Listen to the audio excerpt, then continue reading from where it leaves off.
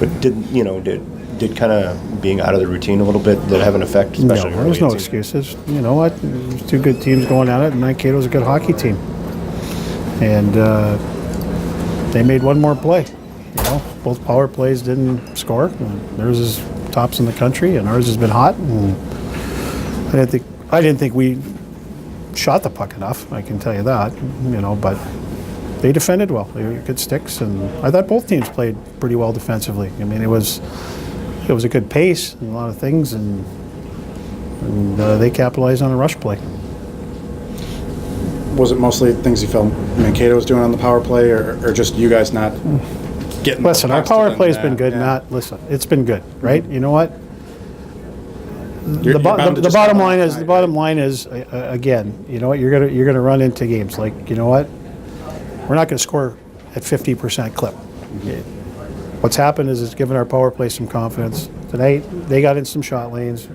We tried to force some things. We didn't get enough pucks to the net right away.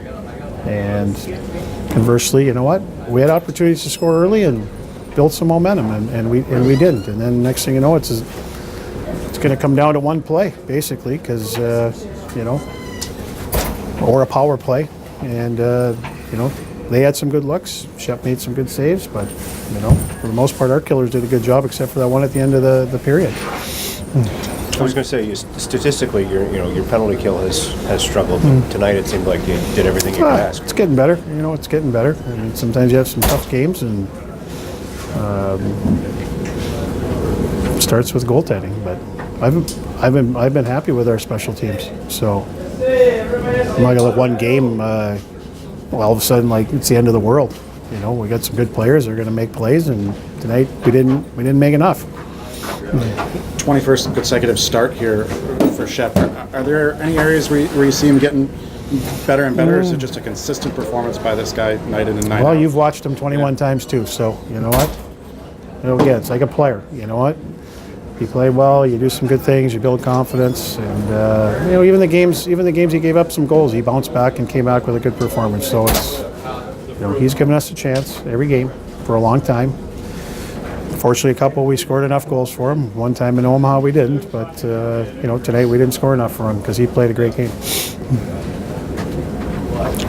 Scott, you've coached Frozen Fours in Boston and in Providence as an assistant all over the place. How different was it in 2011, coaching it at home, and is that any extra kind of incentive for your guys to tell them about what it could be like to get there this year in St. Paul? No, you know what? You know, we haven't talked much about that. You know what? I mean, we're just trying to get better as a team, and you know what? Today we had a little setback with a loss against a team that I think is one of the top teams in the country, the way they play. I think they're a very good hockey team, and we've played them twice. We've had two really good games with them. Tonight they were a little better offensively than we were, but you know what? I'm just worried about the next game or the next week. But you know, we talked about the importance of putting something together and trying to at least get home ice to start, and that's what we're focused on. What do you kind of felt different out there tonight than maybe what you guys were doing against North Dakota? I mean, we weren't getting pucks to the net. I think that was the biggest thing, and it's something that we need to work on. And you know, they played us well too.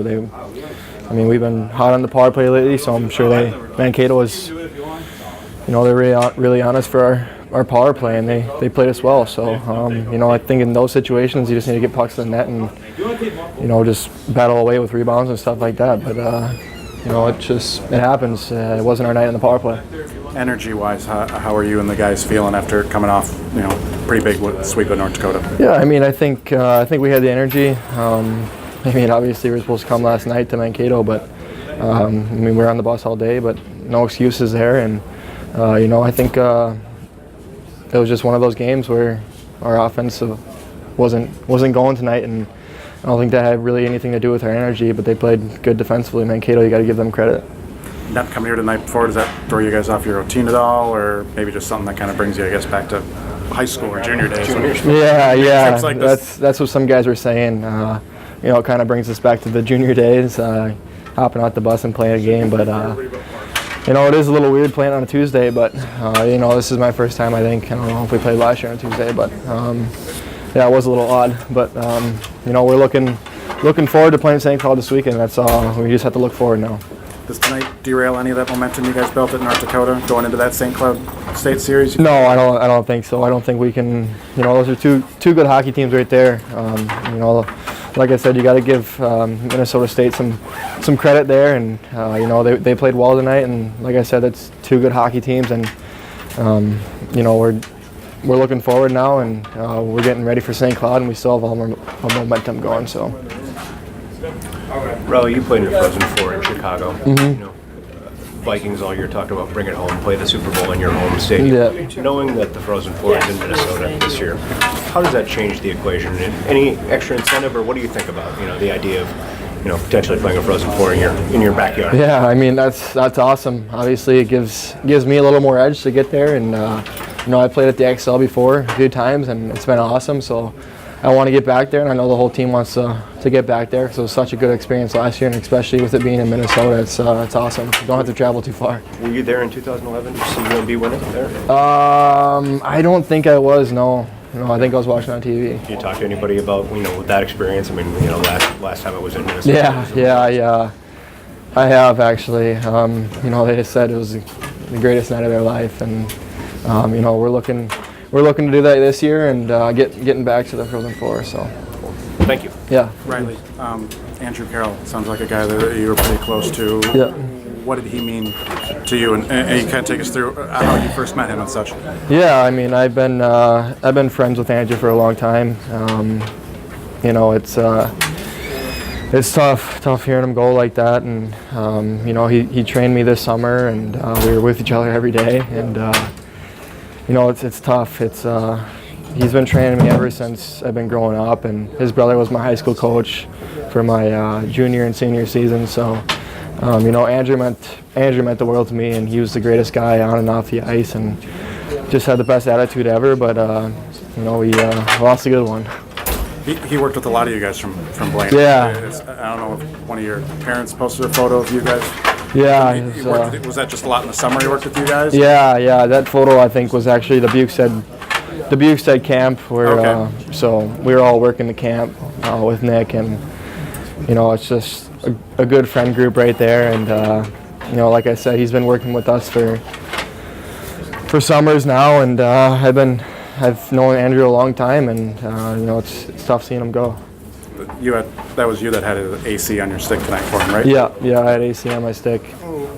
Playing a little extra for him at all tonight. What was it like hitting the ice right after? Yeah, I mean, I think all of us had the hearts to play for Andrew tonight, but we ran into a good hockey team, and that's just the way she goes sometimes. But I'm looking to play for him for the rest of my life, and this weekend too against St. Cloud. So Andrew was at our game against Denver, and we took a picture together after, and it's heartbreaking, seeing him go like that, and it is what it is, though. What kind of influence did he have on you coming here to UMD? Oh, big influence. I talked to him about UMD, about the facilities, the coaches, and everything like that, and he helped me with a lot of I gave him a lot of credit for my success, and he was a big part of my career and my life.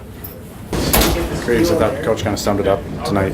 Power play, you guys got shut out, but not the end of the world, right? You guys still feeling pretty confident on the advantage after that weekend at North Dakota? Absolutely. We've been the last 5, 6, 7 games. We've been pretty successful in the power play. And you're not going to score every night. Obviously, ideally, you'd like to get at least one right, but we thought we were getting some momentum. The offense wasn't really there today for whatever reason. They were doing a good job of kind of packing it in, blocking shots, and eliminating our opportunities.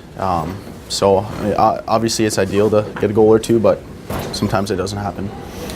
Seeing a different look like this, I thought North Dakota's really attacked you guys on the power play. Mankato kind of packed it in. Does it give you a little different perspective on what you need to do going forward? Yeah. When you do, because you're obviously going to see this from teams. I guess absolutely. Just teams are different, especially with I guess not Olympic, but they have a little 10 more feet, I think, on each side here. I think kind of you're allowed to kind of settle some things down, and it enables them to kind of have to pack it in at times versus running all around, because you can get caught with some crossing passes and whatnot, like we kind of did at times. But for the most part, you're going to see different looks every week, and just being able to adjust and stick to your strong suits, get pucks on net first, and then go from there. Playing on Tuesday here, just driving in today and playing. How different of a feel did today have for you guys? Yeah, I mean, it was different, obviously, but, you got to adjust and be prepared for any situation thrown your way. You never really know what's going to happen, so we didn't really know what was going to happen with weather and whatnot, but we just kind of did what we could, made sure we were prepared individually, got a rest, eat and stuff like that. So you just never know what's going to happen, whether it's a Tuesday, Friday, Saturday, so you just got to be prepared for anything. Sitting on a bus for 6-8 hours yesterday could have been just as exhausting, right? Yeah, exactly. Yeah, and you never know, so. Peter, where do you feel this team's momentum and everything is at after tonight? Is it's still pretty high after that sweep in North Dakota? Yeah. Going into another NCHC series this weekend? I think we're in a good spot right now. Obviously it would have been nice to get a big win here, non-conference, last non-conference game. They're a good team. You got to give it to them, right? And other than that, I mean, we've had a good couple weekends in a row here. We're playing some good hockey at the right time. So we got some big NCHC games coming up. So we just got to make sure we carry that momentum into those games and then go from there.